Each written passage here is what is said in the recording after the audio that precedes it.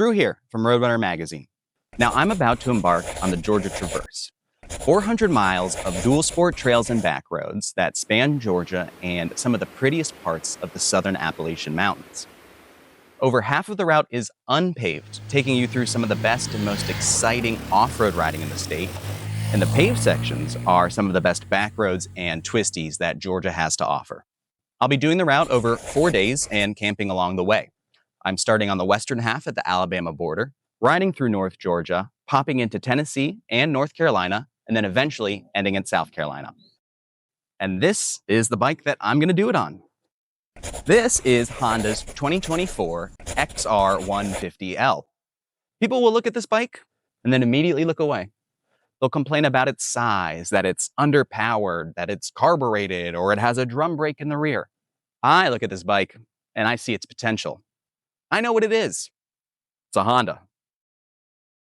This is a bike that encourages a shift in your perspective. It reminds you to go slow and enjoy the views. Stop and smell the flowers. Go chase a waterfall. With the right attitude, this bike can do it all. So let's start packing. So, what do you need for a 4-day dual sport adventure through the mountains? Pack light is always my motto, so not really much. My Giant Loop brand luggage is always my go-to for any moto adventure. It's a near universal fit on every motorcycle, so I attached it to the XR. I carry spare tubes, and a few tools and parts like levers and cables, things that can break easy. And no adventure bike is truly fit without a sheepskin seat cover. My bags are stuffed with just a tent and sleeping bag. First aid is easily accessible, and some spare gas that carries a few gallons. I always carry an emergency GPS satellite beacon. And lastly, I fitted an old iPhone with Gaia GPS and loaded my route. And with just a few bags packed, this Honda XR150L becomes an adventure bike. So, let's have one.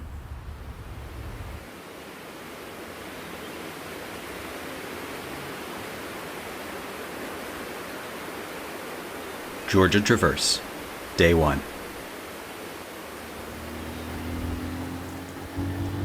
While the Traverse starts at the Georgia state line, 15 miles further west into Alabama is the Little River Canyon. It's one of the deepest canyons east of the Mississippi and definitely worth a visit. But from there, I turned around and headed east and crossed back into Georgia, hit the dusty trails, and officially started the Georgia Traverse. The trails were mellow and scenic. I always enjoy riding through places I haven't before. These areas were new to me. The trails were dry, and then muddy.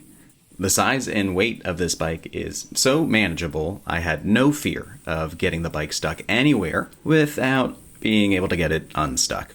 The first day saw overgrown dirt roads with a hint of mountains over the horizon.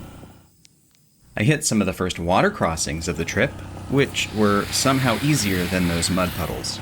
The Traverse connects as many off-road sections as possible, and even the paved sections were enjoyable, occasionally popping into small towns for gas stops and snacks. And I've got this saying, it's always a good day when I see a train. I came across my first obstacle of the trip. There was a downed tree covering the trail, but that was easy enough to just go around. By this point, I had put down about 100 miles so far, as the day was drawing near. So, I soon headed for camp and caught the sunset on my way in.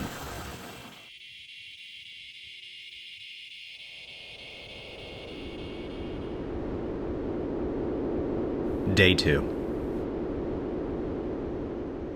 Sunrise. Check. Instant espresso. Check.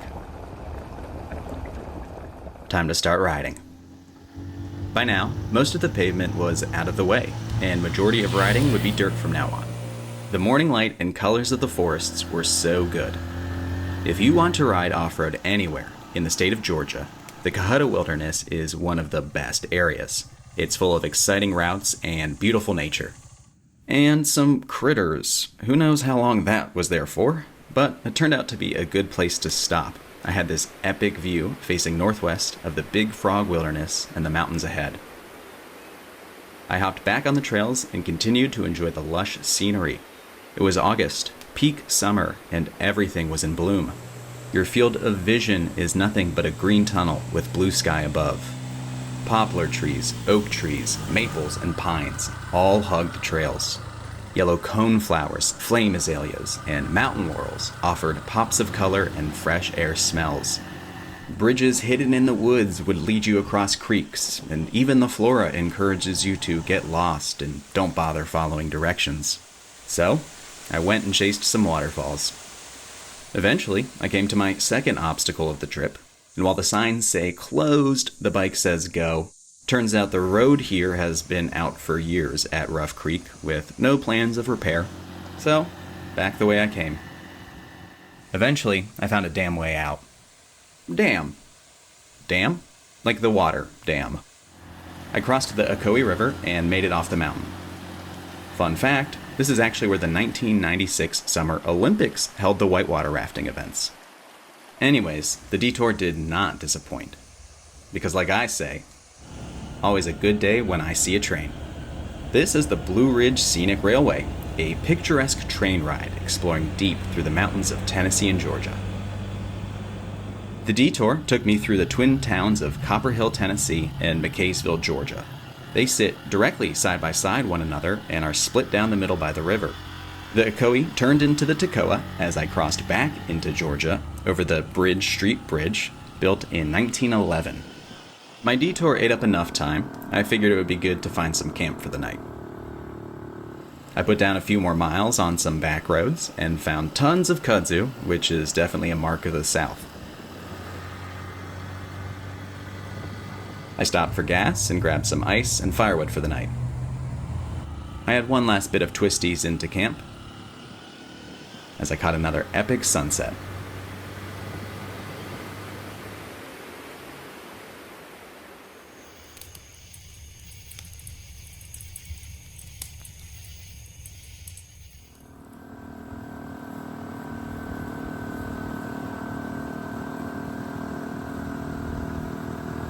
Day 3. After yesterday's detour, I had a bit of catching up to do. So, I quickly found my way back onto the traverse. The morning trails were nice and bright and quiet. I've ridden a lot of this area, but always love when I go down a trail I've never been down before. I crossed the new Shaliford Bridge over the Toccoa River. The last time I was here, the old steel truss bridge was still in use. That was built in 1918. I put down some more trails, and then some more pavement with more excellent views. My old iPhone with Gaia GPS was doing the trick and kept me en route the entire time. Eventually, it got cloudy and soon started raining. I don't mind riding in the rain, but also I didn't have to. So, I took some shelter at Cooper's Creek store and ate a chili dog and some ice cream. The sun was fighting the rain back and forth, but more storms were on their way. So, I found some camp close by for the night.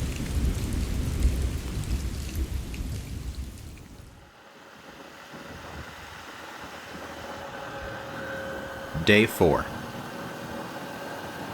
The faded morning light through the rolling fog made for a quiet start. It was my last day on the traverse. The previous couple days had me slightly behind, so today's stretch was going to be a full day, and I was stoked for it. The Georgia Traverse runs just 12 miles north from the famed twowheelsofsuches. If you've never been, it's worth the stop. First thing Sunday morning, and the parking lot was already full. They were showing live MotoGP over breakfast, which drew a crowd. But I finished my food outside, watched some bikes, and then set off myself. The weather got better, and the riding was fantastic again as I headed to the trails. But it wouldn't be an adventure without another obstacle, another closure.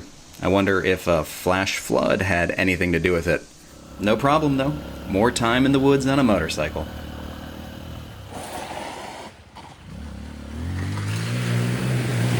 I I found the detour and met up with some excellent twisty pavement and followed my nose. Mold peanuts. Always worth a stop at the Sunrise Grocery, full of southern charm. I was now reaching elevations of 3,500 feet, bringing great views with it, but here is where I did start to notice some slight loss of power while riding uphill, but the bike still trucked on. I was especially excited about today as I was going to be riding one of my favorite sections of Georgia, now headed towards Charliescreek. I just had to cross a few others along the way. I soon made it to where Charliescreek forks into the Tallulah River. My trail disappeared, and I was now met with over 200 feet of flowing water that I had to carefully navigate to continue. There is definitely a shallower line to take, and a turn must be executed while crossing to follow the correct path. The rocks can be slippery and large, and one wrong move can send you overboard. I was fine with tame enduro tires and plenty of momentum. It is definitely the best water feature of this adventure, and one of the best in the state.